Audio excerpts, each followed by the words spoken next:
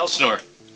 12. 24. Oh, yeah, sorry. 24 Elsinore beers. 24. If you gotta fix the Williamsburg Bridge for $395 billion, he goes to her and she says, Ronald, you're the mayor here, take the money. Rick Moranis once seemed impossible to escape. He was the nervous, lovable comic face behind some of Hollywood's biggest hits, the kind of star audiences thought would be around forever. Then something changed. The roles slowed, the spotlight faded, and one of the most recognizable men in comedy quietly built a life almost nobody could see. There was love, devastating loss, fatherhood, rejected offers, private choices, and years of questions Hollywood never fully answered. Even now, after more than 3 decades, the story still feels stranger than a simple retirement. Did Rick walk away from fame? Or was there always another side of his life fans never understood?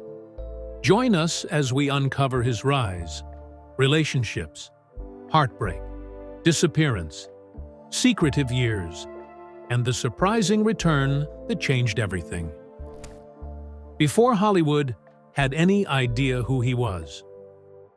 Long before Rick Moranis became the nervous neighbor, tiny inventor, or masked space villain millions remembered, he was Frederick Allen Moranis, born April 18, 1953, in Toronto, Ontario, into a Jewish family.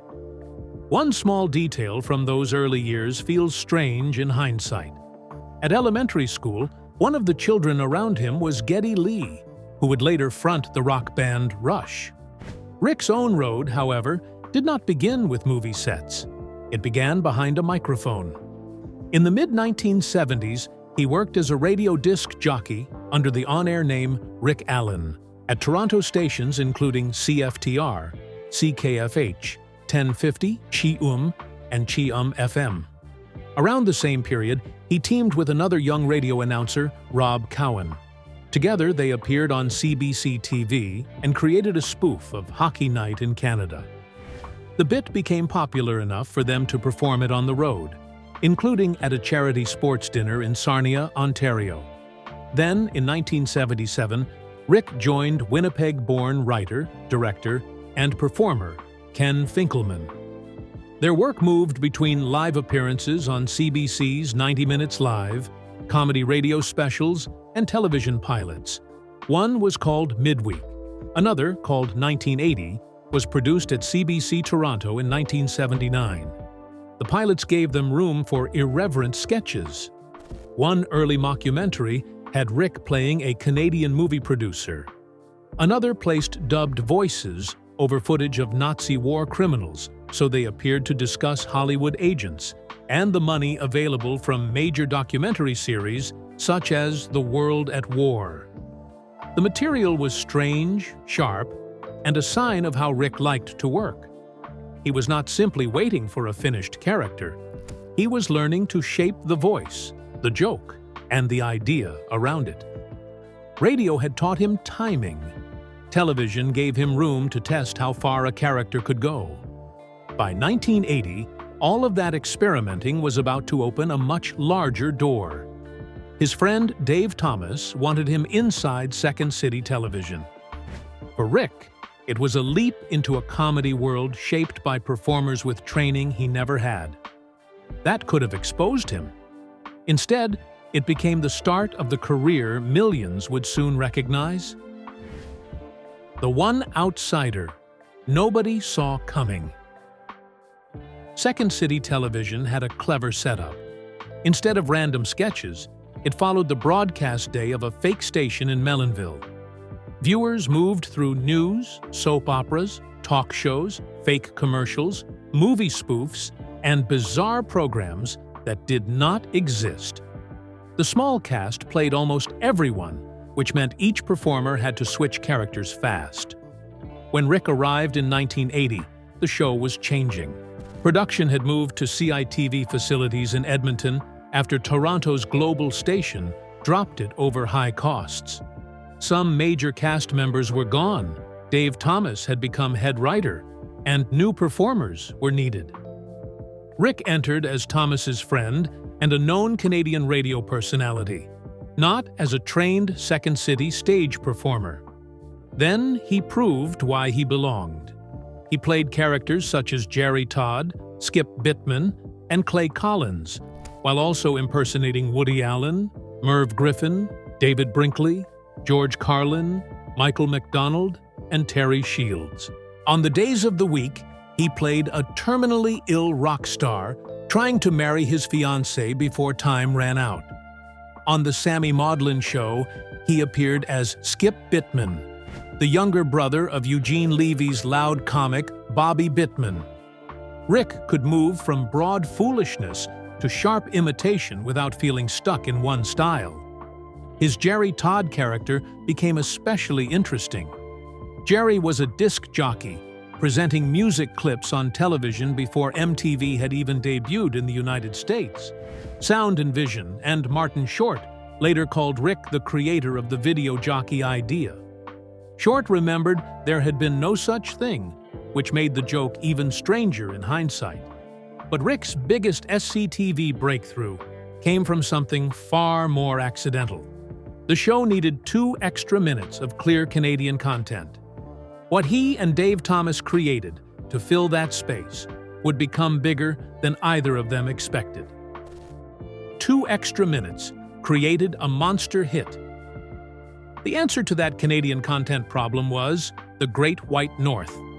Rick and Dave Thomas played Bob and Doug McKenzie, 2 beer-loving Canadian fools whose simple conversations quickly became a national joke audiences wanted again and again. At first, the sketch existed only because SCTV needed those extra minutes. Then the show gained a much bigger American platform. In 1981, NBC picked it up in a 90-minute late-night format after the midnight special was canceled, giving SCTV national exposure across the United States. Bob and Doug were no longer filler. Feedback was so strong that NBC wanted the pair in every show. Soon, the joke became a pop culture phenomenon. Their Great White North album became a top seller and earned a Grammy nomination. In 1983, the characters reached the big screen in Strange Brew, giving Rick his first major film role.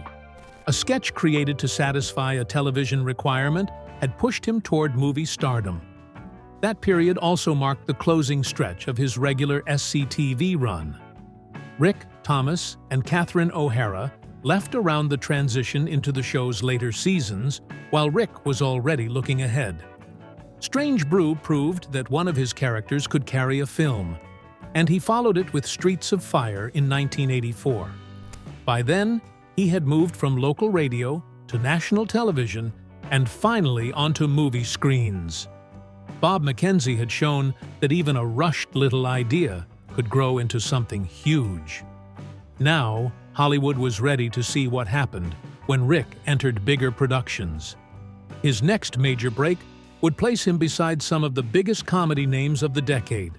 Even then, he would not simply arrive, say the lines, and leave. One rejected star opened the door, Rick accepted within an hour, and Louis Tully began changing in his hands. One rejected role changed Rick's career.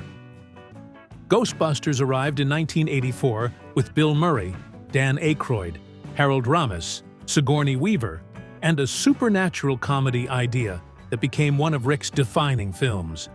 Yet Louis Tully almost belonged to someone else. John Candy had been offered the role, but he did not understand the character as written.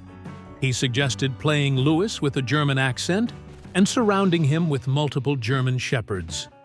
The filmmakers felt they already had enough dogs in the movie, and Candy did not continue.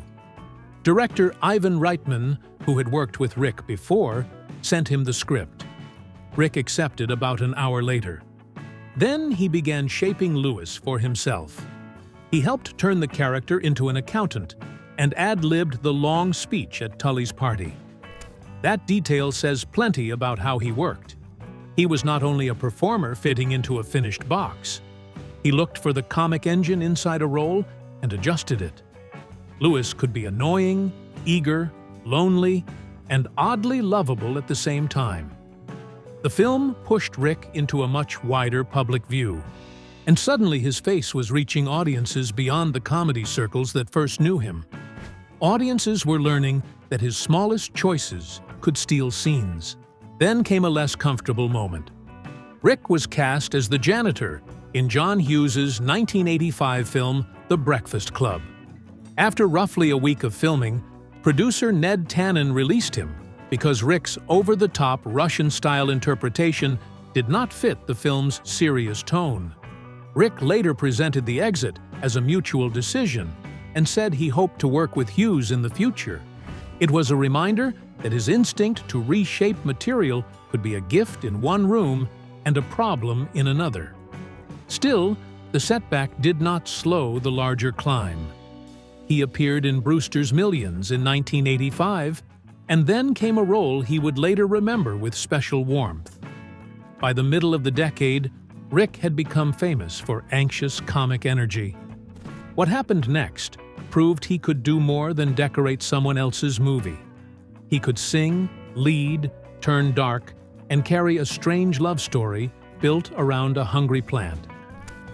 Then, Hollywood let him get really weird. In 1986, Rick played Seymour Krelborn in Little Shop of Horrors, directed by Frank Oz. Years later, when asked about his work, he would not choose one simple favorite role, but he spoke about this experience with unusual affection. He said, "I'm the luckiest guy to get that. It was timing, and I fit the right type." He also called making the film one of the greatest moments of my life. The part suited the image audiences knew, small, nervous, unassuming, but it also demanded singing and darker turns. That same year, Rick married makeup designer Ann Belsky. Then came Spaceballs in 1987. As Dark Helmet, Rick took the shape of a giant science fiction villain and made him petty, childish, frustrated, and unforgettable. The role gave him another character that would survive long after the first release. He returned as Louis Tully in Ghostbusters The Seconds in 1989, but that year was even more important because it placed him at the center of a new family hit. In Honey, I Shrunk the Kids, he became inventor Wayne Selinsky, the brilliant but unlucky father whose machine accidentally reduces the children to tiny size. The film opened another lane for him. He was no longer only the odd neighbor or comic side figure. He could anchor a studio story while keeping the same nervous warmth that made audiences trust him. Parenthood also arrived in 1989, adding another major title to an already crowded run. Then My Blue Heaven followed as well in 1990, while he also voiced a character in NBC's short-lived animated series Gravedale High. From the outside, this looked like the perfect rise. His films were getting bigger, his face was more familiar, and his characters were reaching different age groups. But behind that public success was a private life Rick rarely turned into a show. While his career rushed forward, he was also raising a family away from the cameras. Soon those worlds would collide in a way no comedy role could prepare him for. Behind the laughs, his life was falling apart. Rick's marriage to Ann lasted only 5 years. One choice from 1991 shows how the private crisis was already affecting the career. Rick had been cast as Phil Berquist in City Slickers, but he dropped out because of his wife's illness. In February 1991, she died of breast cancer, leaving him with 2 young children, Rachel and Mitchell. The loss changed the shape of his life, but not in the simple, instant way later headlines sometimes suggested. He did not walk off a movie set the next morning and disappear forever. He kept working for several years, even as family demands became heavier. After her death, he still took on films, yet the balance had changed. In 1992, he returned as Wayne Selinsky in Honey, I Blew Up the Kid. A 1993 appearance in Donald Fagen's music video Tomorrow's Girls showed him as a man married to an extraterrestrial woman. Then came The Flintstones in 1994, where he played Barney Rubble, and Little Giants that same year. Decades later, his young Little Giants co-star Devon Sawa remembered him as a very kind man and said the child cast understood that he was dealing with family matters. Sawa recalled, "I think that he was dealing with some stuff during the shooting of that movie, so we didn't see a lot of him." The children were told he was going through some family stuff, and they respected it. That memory makes the period feel different from the bright posters and broad comedy. Rick could arrive, perform, and still carry a private burden no audience saw. His last major live-action stretch also included Big Bully in 1996, which failed at the box office.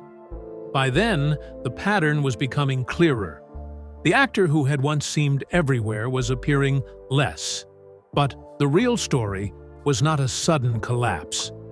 The roles were thinning out, private demands were growing, and the two worlds he had once balanced were becoming harder to hold together. Eventually, the choice ahead became impossible to ignore, and it would reshape the next 3 decades. The little break that swallowed decades. In 1997, Rick stepped away from regular film work. His explanation years later was direct. "I'm a single parent, and I just found that it was too difficult to manage to raise my kids and to do the traveling involved in making movies," he said. "So I took a little bit of a break." And the little bit of a break turned into a longer break, and then I found that I really didn't miss it. He also described the decision as less dramatic than people imagined. In a 2015 interview with The Hollywood Reporter, he said it had not been a formal retirement. It began during a busy year when he declined a film being shot out of town as the school year was starting. "Stuff happens to people all the time, and people make adjustments, change careers, move to another city," he said. "Really, that's all I did." That calm explanation is one reason the title of his life became so strange. The public remembered the star from giant comedies. At home, he was living a completely different routine with 2 children who had lost their mother. Rick later said, "I was working with really interesting people, wonderful people. I went from that to being at home with a couple of little kids, which is a very different lifestyle. But it was important to me." Then he made his position even clearer. "I have absolutely no regrets whatsoever. My life is wonderful." His final appearance as Wayne in the original film series came in Disney's 1997 direct-to-video Honey, We Shrunk Ourselves, where he was the last remaining original cast member. A television version of Honey, I Shrunk the Kids launched that year without him and ran until 2000. He did not remarry, and his later dating life stayed almost entirely out of public view for many years. That silence matters. Hollywood had trained audiences to expect every romance, breakup, and return to become content. Rick gave them almost none of it. That difference changed everything. Yet the man who supposedly vanished had not stopped creating. He simply began choosing work that fit a different life. The secret career nobody was watching. The first clear sign came in 2001, when Rick received his first film credit since 1997 by providing voice work for Rudolph the Red-Nosed Reindeer and the Island of Misfit Toys. By 2003, he was back with Disney as Rut the Moose in Brother Bear, working alongside fellow SCTV alumnus Dave Thomas. Voice work offered something regular film sets often could not: a way to perform without rebuilding his whole life around location travel. That same year, another creative path opened. "Out of the blue, I just wrote a bunch of songs," Rick explained. For lack of a better explanation, they're more country than anything. He demoed several and admitted he was not sure at first what they would become, but added, Boy, I had a good time doing that. As of 2004, he also served on the advisory committee for Humber College's comedy program. Then, in 2005, Rick released The Agoraphobic Cowboy, a collection of country songs with comic lyrics. He said the songs followed the tradition of figures such as Roger Miller, Kinky Friedman, and Jim Stafford. The experiment did more than amuse him.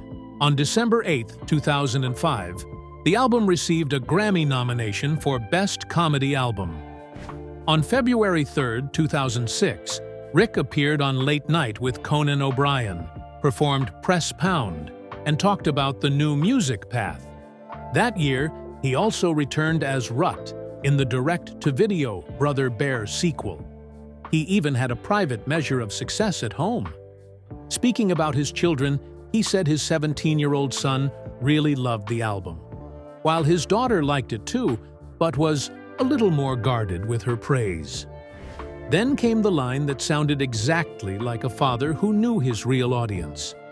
But the main thing is, I didn't embarrass them, so I consider it a triumph in that regard. He had found a way to keep creating without returning. Fans had spent years asking where Rick Moranis went. The better question was becoming obvious. Had he ever truly gone anywhere? Or had he simply stopped letting Hollywood decide what counted as work? Rick Moranis was pickier than anyone realized. By 2007, Rick was still choosing his own doors. In November, he reunited with Dave Thomas for Bob and Doug McKenzie's 2-4 anniversary, a special marking 24 years since Strange Brew.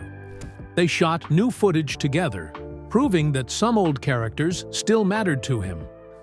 When Thomas later developed an animated Bob and Doug series through Animax Entertainment, Rick declined to voice Bob, and Dave Coulier took over. Yet Rick remained involved as an executive producer. That choice captured his whole approach. He could stay connected without repeating the exact same job. In 2013, he released another comedy album, My Mother's Brisket and Other Love Songs, his first in 8 years. This time, he leaned into the Jewish material he had once been warned might be too Jewish. He explained that while writing jokes and sketches with Jewish partners, someone would eventually use that phrase because a bit seemed too Jewish for the star, show, network, or audience. The songs on this album are all in that category, he said. He connected them to comedy records he had heard and joked that now he was in his 60s. That same year, he spoke about the possibility of returning as Louis Tully in a third Ghostbusters film. His answer was not a hard no. I wouldn't not do it, but it's got to be good, he said. He admitted he was not interested in simply doing something he had already done and called the second Ghostbusters film a disappointment. Still, he had imagined where Louis might be now, even joking that the character could be Bernie Madoff's cellmate, with both men so orderly they raced to get up and make their beds. By 2015, a brief appearance in the 2016 Ghostbusters reboot was offered, but Rick turned it down. Ghostbusters didn't appeal to me. I wish them well, but it just makes no sense to me, he said. His point was simple. One day of shooting just to repeat a 30-year-old connection was not enough. Then he offered the line that explained nearly everything. Yes, I am picky, and I'll continue to be picky. Picky has worked for me. Not even nostalgia could pull him back. But his many no's did not mean cutting himself off from old friends or familiar characters. In July 2017, he and Dave Thomas brought Bob and Doug back at a Toronto benefit concert. The money went toward care for Dave's nephew, Jake Thomas, who had suffered a spinal cord injury that left him paralyzed from the waist down. In 2018, Rick returned to Dark Helmet in an episode of The Goldbergs, though only as a voice, playing Panakin Crybaby and Lord Dark Helmet. He also appeared in Prop Culture to discuss Spaceballs and took part in Martin Scorsese's SCTV reunion documentary, An Afternoon with SCTV, set for Netflix. These were not the moves of a man who hated his past. They showed someone controlling the distance. Years earlier, Rick had explained another reason Hollywood life no longer suited him. In a 2004 interview, he said that on his last couple of big-budget movies, he missed being able to create his own material. It mattered because the freedom to shape a joke had been central to the way he worked. In early films such as Ghostbusters or Spaceballs, he had been brought in to rewrite his own parts. But once he reached the point of starring in movies, executives were telling him exactly what lines to say. "That wasn't for me," he explained. Then came an even more revealing admission. "I'm really not an actor. I'm a guy who comes out of comedy." His instinct was to rewrite a line to make it funnier, not protect someone else's exact words. That helps explain why money, nostalgia, or a famous title alone could not easily pull him back. His children were grown, and he had moved to an apartment on New York City's Upper East Side. Fans still recognized him. He said people were usually kind, and often asked why movies were not made the way they used to be. He believed they missed an older kind of taste, with lines filmmakers once would not cross. Then, in 2020, the impossible finally seemed to happen. A project reached him that looked strong enough for a real return. His big comeback was suddenly put on ice. In 2020, Rick signed on to play Wayne Selinsky, again in Shrunk, a new continuation of Honey, I Shrunk the Kids. Josh Gad was set to play Wayne's son, and original director Joe Johnston was also in talks to return.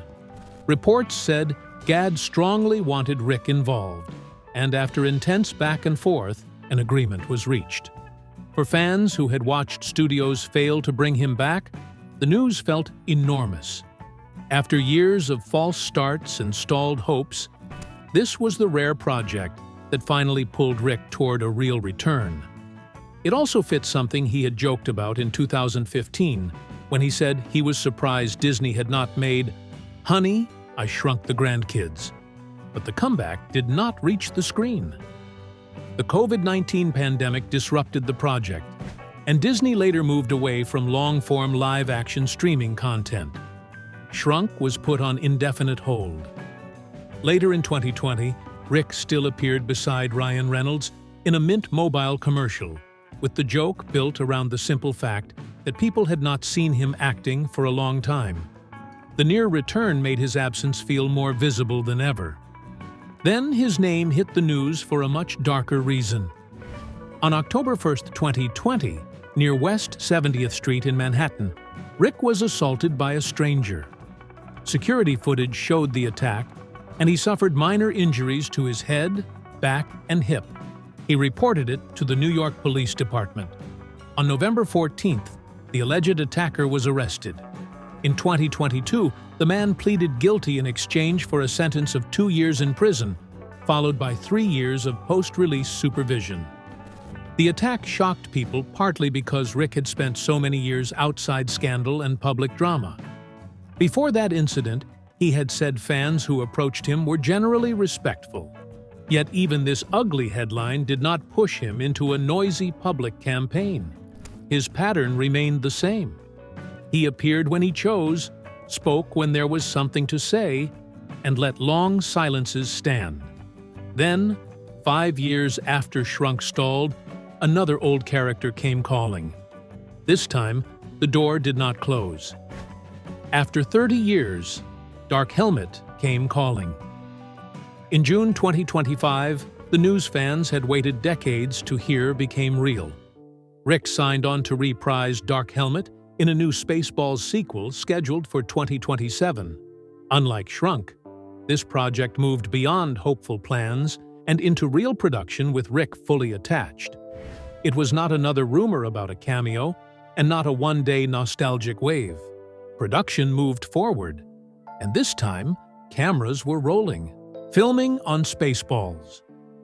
The new one began in September 2025 with Rick included, confirming that the return was actually happening, and filming wrapped in December. The sequel also brought back Mel Brooks and Bill Pullman, with Daphne Zuniga expected as Princess Vespa, while new names included Keke Palmer and Anthony Carrigan. Lewis Pullman was set to join his father Bill. The creative team even joked about the project as a non-prequel, non-reboot sequel Part 2, but with reboot elements franchise expansion film. Director Josh Greenbaum had spoken about his childhood obsession with the original and about working with Brooks, while also noting how much more Star Wars material now existed to satirize. Then came the most revealing part of the comeback story. In January 2026, Mel Brooks said he had personally pushed Rick to return. Brooks recalled telling him, "Look, do you want to go to your grave without ever coming back to show business again in any way?" Then he made the pitch even sharper. "This is the way. This is the only way. Spaceballs, Dark Helmet, that's your re-entrance." According to Brooks, it worked. He praised Rick as even better than in the first film and called him a strange, wonderful, lovely guy and a very talented comic. In April 2026, the return stopped being something happening quietly on a closed set. Rick suddenly resurfaced at CinemaCon in Las Vegas to promote Spaceballs, the new one, bringing his long-awaited comeback into full public view. For years, audiences knew one Rick through old movies and another only through rare interviews, voice work, music, fatherhood, and silence. Now Dark Helmet was back in public view, and the next chapter had finally begun. So do you think Rick Moranis made the right choice walking away from Hollywood for his family, even at the height of his fame? And after nearly 3 decades away, do you think this comeback will remind everyone why Hollywood never truly replaced him? Share your thoughts in the comments below. And don't forget to hit like, subscribe, and stay tuned for more incredible stories from Hollywood's fascinating history. See you next time.